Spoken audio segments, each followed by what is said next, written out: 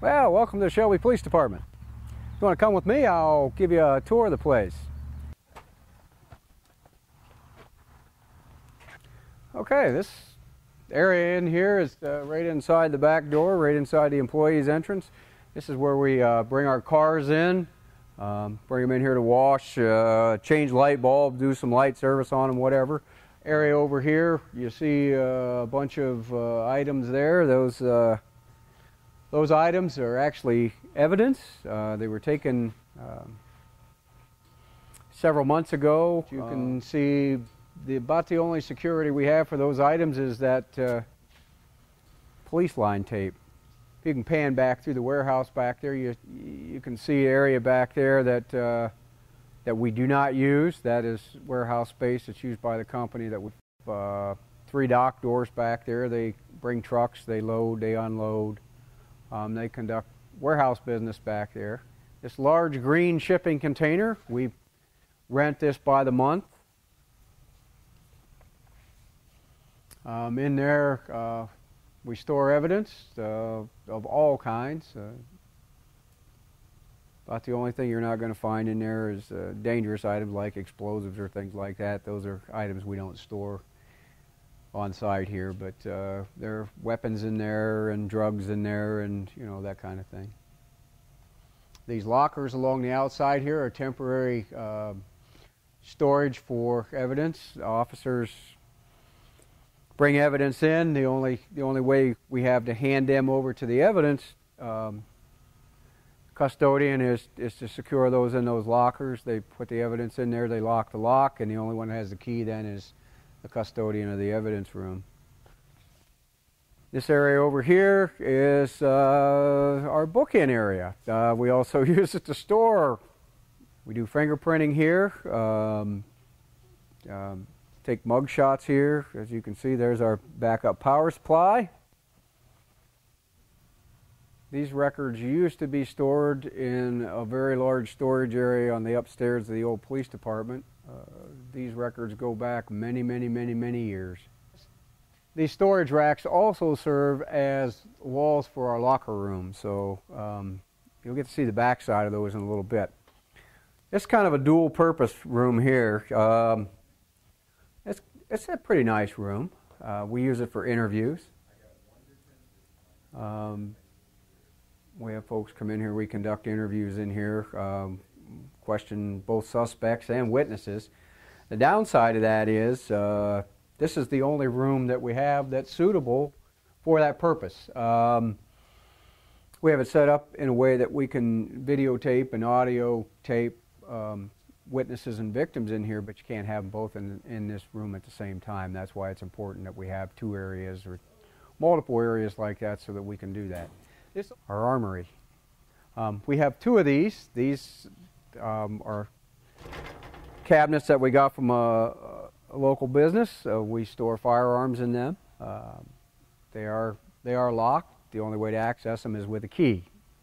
This area here, it's kind of a nice room. It's also kind of busy in here.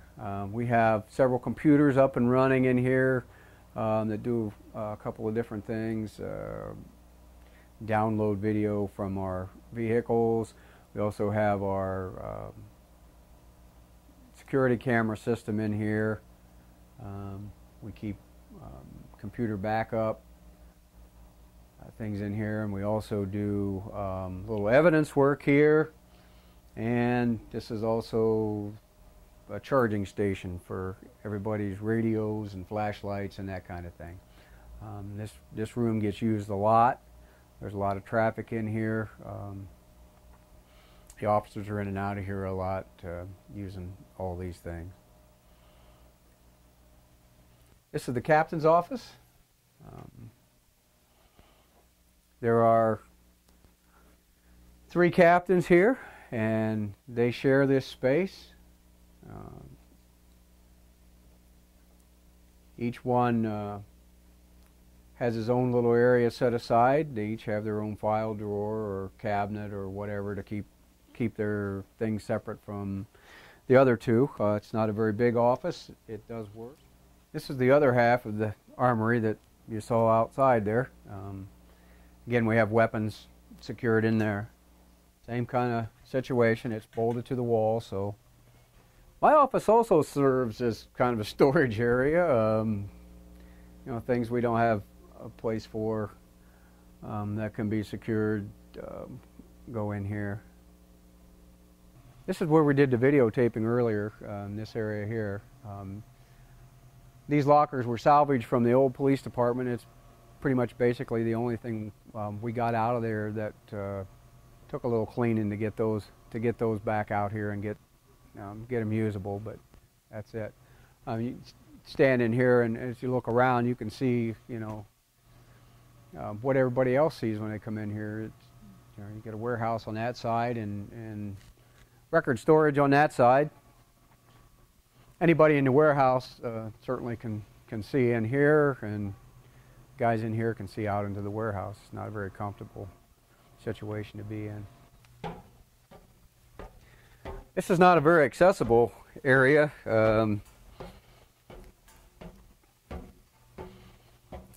Certainly not to anyone handicapped or anything like that. You couldn't bring them up here. This room here, this is where our computer server's housed. The problem with that room, especially this time of the year, and I walk in here, too bad you can't feel this on camera, but it is about, I would say it's 90 degrees in this room right now, which is not very good for that computer equipment right there. It's definitely not climate controlled. Actually, I think I'm going to leave that door open because that's going to be an issue if we don't. This office here is a pretty nice little office. This was used by our DARE officer, and worked out pretty good for that. Again, you know, the biggest problem with this is accessibility. Careful of those stairs. Don't fall down the stairs. This room here is actually, this is the best location for this. It's very suited for this. I can't let you in there, but you can feel free to look in the window there. This is our computer forensics lab. Now, we have several officers that are trained in computer forensics. They can rebuild computer files and camera files and phones and that kind of thing, and take information from that we use for criminal prosecutions and so forth. In this room,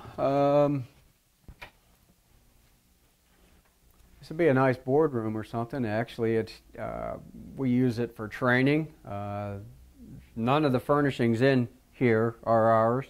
These are things that were left in here. The table comes in quite handy, as you can see, for a work area. We have a couple officers that are working on rebuilding some computer files for our records management system.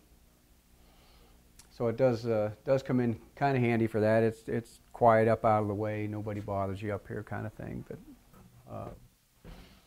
we have one room that we use for interviews. You can't have a victim or a witness basically in here together. It just doesn't work out.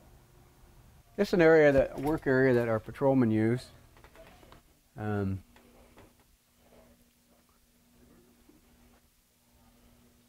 We have a couple of workstations that are set up. Right there. As you can see, it's a little busy in here for the size of the area it is. We have a few computers going in here, a couple of printers going, radio system, telephones.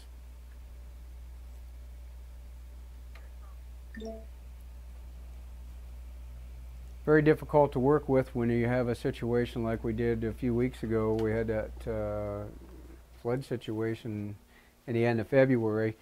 We had 2 people working in that area. You can see that with just one person how difficult it is to work in that cramped space. You put 2 people in there, it becomes a challenge. This is the area that the public would use. Come in through this door. Security on this door is a magnetic lock.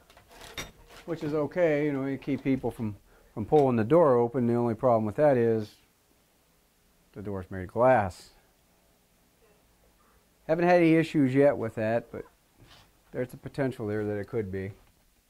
And this is our lobby waiting area.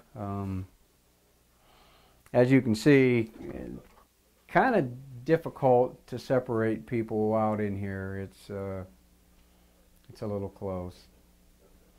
You know, and we have had situations, and I'm sure that you can imagine, where you've had more than one person or more than a few people involved in an incident. You bring them to the police department where they all have to wait. They have to wait in the waiting area, and the waiting area this size doesn't work very good for that. I mean, if you got 5 or 6 or 7 people in here, you can imagine how crowded that would be. And that brings us outside and back down the long sidewalk there to the parking lot. People have expectations, you know. We show up and we help them with their problems, but you know, we come back here to problems of our own. It's a difficult thing to deal with. It really is.